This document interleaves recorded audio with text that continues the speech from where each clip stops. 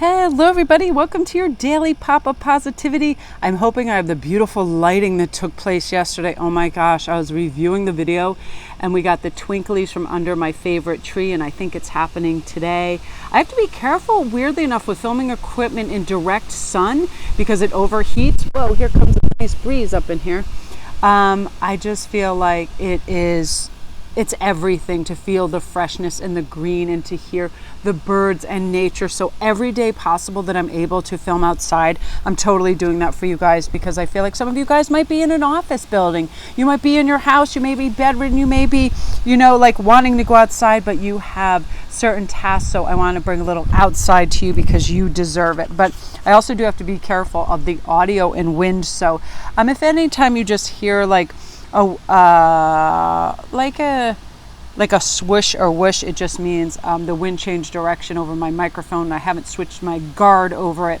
So right now, you guys, this is all about divination time, embracing your powers of divination, which are especially strong right now, especially moving up to this beautiful Cancer new moon, because we're really in touch with our emotions, our emotional flow, and we realize that all our dreams are the possible pathways to the future that really are roadmapped by our actions. So when we divine things through tarot, through meditation and other things, we get a kind of bird's eye view with a healthy perspective that we don't need to have all this crazy anticipation. We don't have to have and know about all the end results. We can simply allow for them to flow. And whenever we divine things, it's a much mellower atmosphere. So let's take advantage of that. And I know a lot of you guys intuit really beautifully. You're empaths that watch me. You understand this cycle. Sometimes we're imbued with amazing amount of magical interpretation of our life, and other times there's that ebb and flow where sometimes we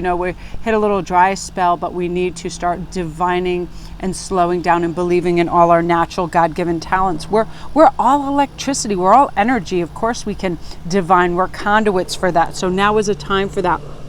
You have the ability to see your current situation with crystal clear clarity, and how we do that is we slow it all down and we look through the lens of love for ourselves. It's time to prepare for our journeys, and we're going to have impromptu or planned. Either way, we're going to make sure we're ready when the time comes, because we are grounded, we feel safe, centered, and calm. And it's also a time of healing. So it's time for you to give and receive healing. Everyone has a natural ability to heal others. Yes, even you, and you healing yourself. It starts with what we believe about ourselves. Do we believe we're strong, we're filled with vitality, rich health, and that just the right word?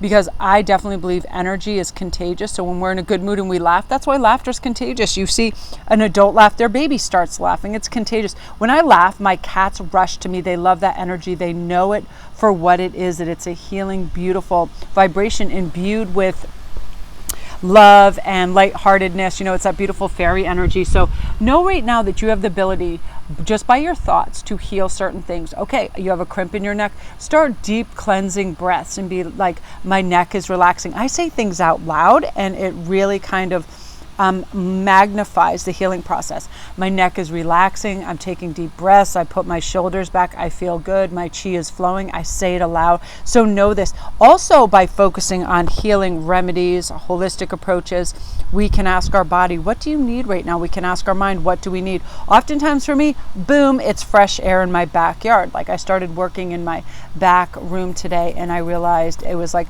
I was speeding things up and I was getting a little bit antsy. The reason was the sun was shining, was absolutely beautiful outside, and that was my cue to move a muscle and change a thought and go outside.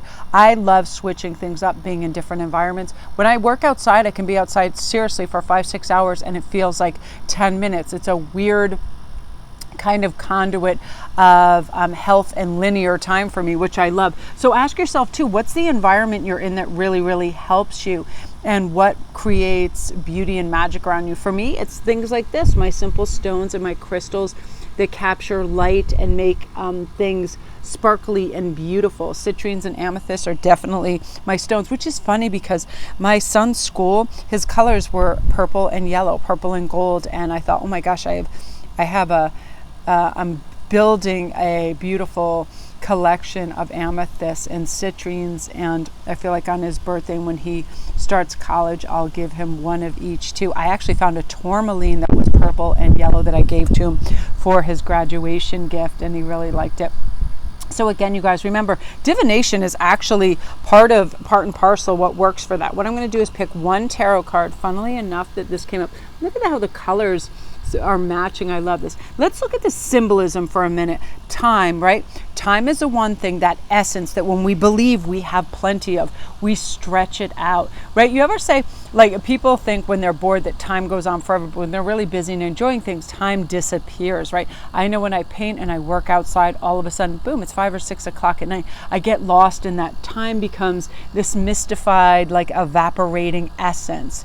And I like to not look at clocks and watches and things like that. I never wear a watch because I don't ever like to feel like I'm competing or racing against time. Now, this Judgment card is really beautiful, and you see this phoenix symbolism rising and this person coming out of the ashes. This is you being reborn into the most spectacular, highest performing you, highest vibrational you, most enriched, divine you. That's where I feel like divination comes in too. Whenever I get in touch to my spirit guides, I sneeze every time. I've been doing this for you, and I'm going to sneeze again.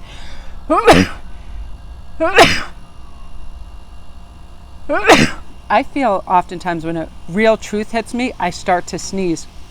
Now, again, let's look at time. Let's look at this rebirth. Let's look at all these birds, this essence, and this configuration of I can have or do or be anything when I believe I have enough time, enough energy, and enough fire, right? The phoenix is about fire coming out of these ashes. I feel like we can have a phoenix moment every single morning that we wake up. Let's decide that we are going to have potent